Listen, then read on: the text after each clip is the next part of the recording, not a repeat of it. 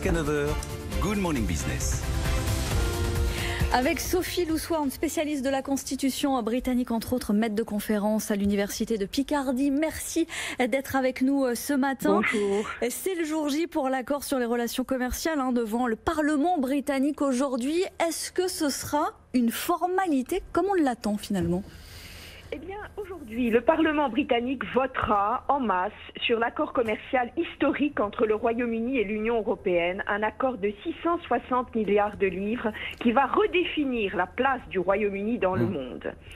Donc ça veut dire que c'est déjà une victoire politique pour Boris Johnson ? C'est une victoire politique considérable pour Boris Johnson qui avait promis de faire entrer en vigueur le Brexit. Et là, le vote a lieu la veille de la fin de la période de transition. Oui. Les ambassadeurs des 27 pays de l'Union européenne ont approuvé l'accord avant le vote du Parlement et seuls 10 députés conservateurs se rebelleront aujourd'hui. Selon Lord Heseltine, ancien ministre de Margaret Thatcher, cet accord nuira au Royaume-Uni, mais le chef du Parti travailliste, Sir Keir Starmer, élu le 4 avril 2020, appelle à voter pour cet accord. Oui, donc il va effectivement faire carton plein si vous me passez l'expression. Mais Sophie, est-ce que c'est pas une victoire de courte durée? Parce que oui, il a mené ce Brexit, mais derrière, qu'est-ce qu'il attend, Boris Johnson?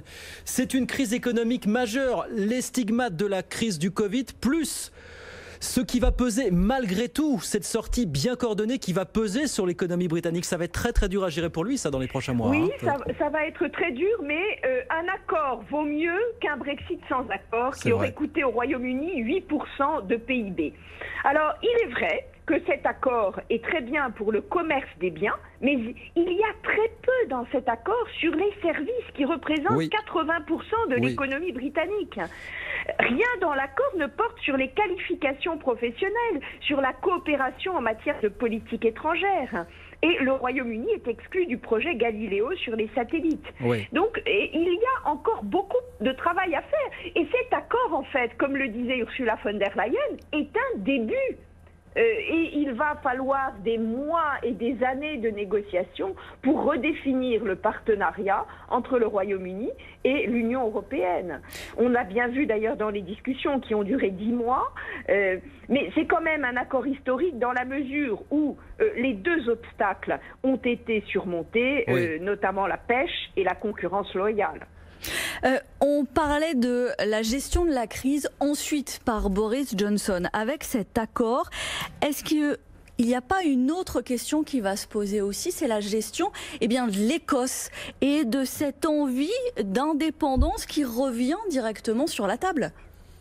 Alors, il est vrai qu'aujourd'hui, le Parti nationaliste écossais de Nicola Sturgeon votera contre l'accord, puisque les Écossais avaient voté pour rester dans l'Union européenne lors du référendum du 23 juin 2016. Mais je crois que l'an prochain, même si en 2021, les nationalistes écossais remportent les élections au Parlement d'Édimbourg, cela ne veut pas dire pour autant que si un deuxième référendum sur l'indépendance de l'Écosse avait lieu, cette fois-ci, les Écossais voteraient pour l'indépendance, car les Écossais ont reçu 1500 livres par personne pour lutter contre le Covid. Et aujourd'hui, les Écossais sont très dépendants de Westminster, dont ils reçoivent des subventions, et ils ne sont pas sûrs qu'ils seront admis dans l'Union européenne. Donc ils ont beaucoup à perdre en quittant le Royaume-Uni. C'est bien que vous le précisiez, parce qu'on commence à entendre des scénarios déjà élaborés sur une désintégration progressive du Royaume-Uni. Non, c'est pas du tout acté, ça, vous nous le dites aujourd'hui. Moi, je ne crois pas, et je crois qu'en effet, la bonne nouvelle pour Boris Johnson, c'est qu'il y ait un accord, car s'il n'y avait pas eu d'accord, là, oui, il y avait une possibilité de désintégration du Royaume. Mais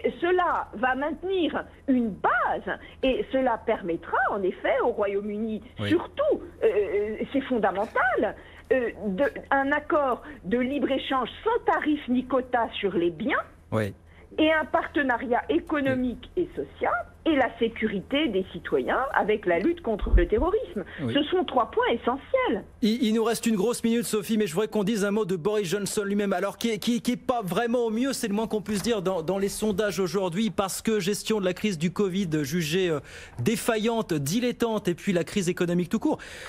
Il a la chance pour lui de ne pas avoir d'élection législative à très court terme. Mais est-ce que la question du maintien de Johnson peut se poser? On entend de plus en plus parler de ce ministre des Finances, Rishi Sunak, qui est lui très très bien placé dans les sondages. Est-ce qu'il y a un danger pour l'avenir politique de Boris Johnson pour vous? Oui, en effet, je pense qu'aux prochaines élections, il est très possible que c'est 2024, c'est pas tout de suite.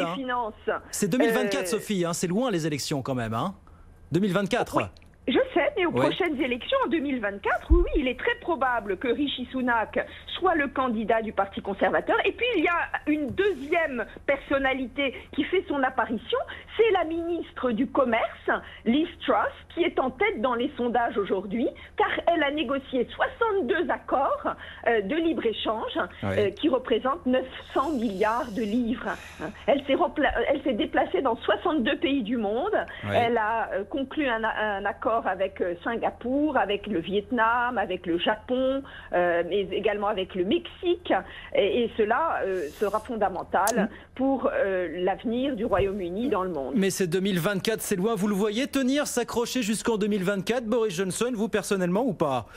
Je pense qu'il a une détermination et il nous réserve encore des coups de théâtre. Eh bien écoutez, on verra ça. 2024 c'est loin, mais il est encore là et bien là pour l'instant. Merci beaucoup Sophie Loussoirne, spécialiste. Plaisir partagé, spécialiste de la politique et de l'économie du Royaume-Uni, maître de conférence à l'Université de Picardie. Merci d'avoir été avec nous ce matin sur BFM Business.